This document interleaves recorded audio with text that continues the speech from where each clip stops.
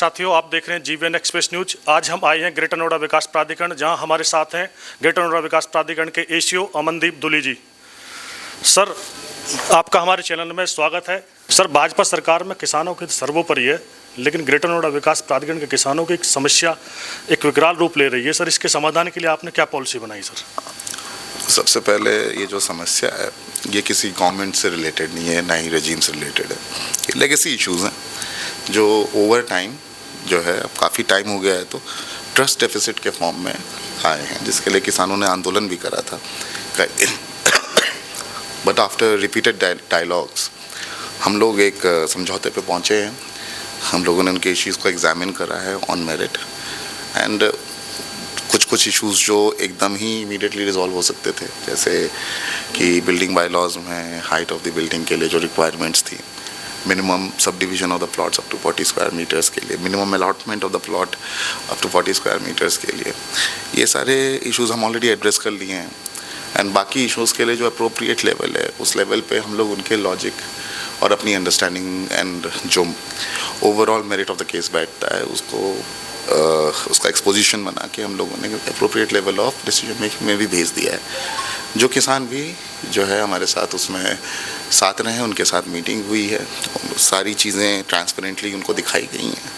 And इसी वजह से थोड़ा बहुत हम लोग का जो lost face and lost trust था वो हम लोग रिगेन कर रहे हैं। और आज की तारीख में किसानों ने जो है जो भी हड़ताल एंड स्ट्राइक का है वो मैकेनिज़्म को वापस लेकर हमारे साथ बैठ के एक कोऑपरेटिव तरीके से सोल्यूशन करने के लिए अग्रसर रहे हैं।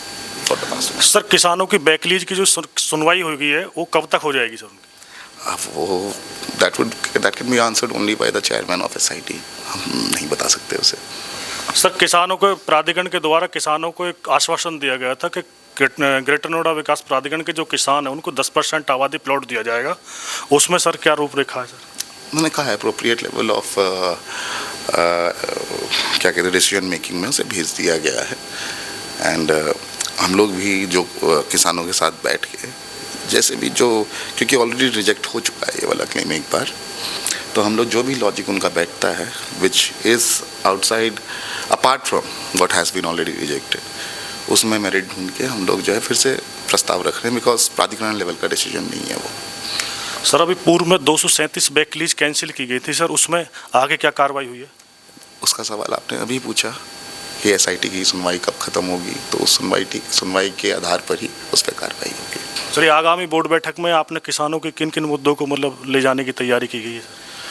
अभी हम लोग बना रहे हैं, we are trying to cover all the issues in one board itself, जितना बन सकता है और जितना हम लोग जो है म्यूचुअल कंसेंसस में आ सकते हैं। क्योंकि अब हम लोग ऐसा नहीं कि सिर्फ अधिकारी बैठ के बना दे रहा है किसानों की समस्या समझ के, किसानों को साथ में बैठाया जा रहा है और हम लोग आपस में जो है अंडरस्टैंड कर रहे हैं कि जो भी जिस भी रूप में हम लोग उसका सोल्यूशन बना रहे हैं वो वायबल है कि नहीं। सर, फिर भी कितने मुद्दे हैं जो किसानों के जो बोर्ड बैठक में ले जाए जा रहे हैं? अराउंड डिफरेंट टाइम्स थे, पहले 8 थे, फिर 18 थे, फिर 17 हुए, तो इश्यूज आर इंटरकनेक्टेड। अभी जो प्रमुख मुद्दे सर वो कौन कौन से? अभी प्रमुख मुद्दे जो हैं दैट इज़ अबाउट 10%, 64% जो सबको हो गया है, 10% का इशू है। एंड उसे क्या कहते हैं, वही बैकलीज के इश्यूज है। बैकलीज तो फिर बोर्ड का लेवल नहीं है, that will go to the appropriate government level. ये वाले भी इश्यूज भी गवर्नमेंट लेवल पे जाएंगे थ्रू बोर्ड। तो we are just waiting for board and making agendas. कब तक सर बोर्ड मीटिंग होने की संभावना? दैट वी आर, अब कोई डेट क्लियर नहीं हुई? प्रॉबली अब हर 2-3 महीने में बोर्ड होती है जी। सर, ग्रेटर यमुना विकास प्राधिकरण में किस तरीका का किसानों के हित में एक डिसीजन लिया गया कि 10% हम आबादी प्लॉट देंगे? उनकी बोर्ड मीटिंग भी होती है वो। That was non litigation interest, non litigation incentive की तरह दिया गया है, क्योंकि वहाँ के किसान कोर्ट में गए ही नहीं थे। There was no court case involve and they had taken back their claims. हमारे यहाँ क्या है कि ऑलरेडी कोर्ट इन्वॉल्व है एंड कोर्ट में कुछ इश्यूज़ हैं और शासन में कुछ इश्यूज़ हैं जो बाइंडिंग करते हैं उसे to certain degree of petitioners. Sir, एक लास्ट क्वेश्चन सर, कुछ किसान ऐसे भी हैं हमारे यहाँ जिनको लीज बैक भी हो चुकी है, उनकी रजिस्ट्री भी हो चुकी है, लेकिन मौके पर उनके प्लॉट की कब्जा नहीं मिल रहा है। सर, उसमें क्या कोई नई पॉलिसी ऐसी बनी है जिसमें किसान आसानी से अपना कब्जा ले सके? सर, आपने अभी कहा लीज बैक के कई सारे इश्यूज़ थे that have been finalised only recently this year. तो उस हिसाब से हम लोगों ने मोर देन 150 किसानों का लीज डीड कर दी है। एंड जब जैसे जैसे वो लोग पैसा वापस देते हैं, लीज बैक में उनको पैसा वापस देना पड़ता है जो वो लोगों ने उठाया हुआ है। अगर नहीं भी उठाया है तो they have to pick it up from the acquiring agency जो डिस्ट्रिक्ट एडमिनिस्ट्रेशन है, सबमिट करना पड़ता है। सर जैसे प्रमुख जो समस्या है किसानों की लीज बैक 6% आबादी, तो आपका मानना है कब तक ये समस्या हल हो सकती हैं? हम लोग का टारगेट तो है कि will probably and it by December, which is very ambitious, but I think most likely by first quarter और 1.5 quarter of the next year ये सॉल्व हो जाएगा। हमारे जीवीएन एक्सप्रेस न्यूज के माध्यम से किसानों को उनकी समस्याओं के समाधान के लिए क्या और कहना चाहेंगे सर?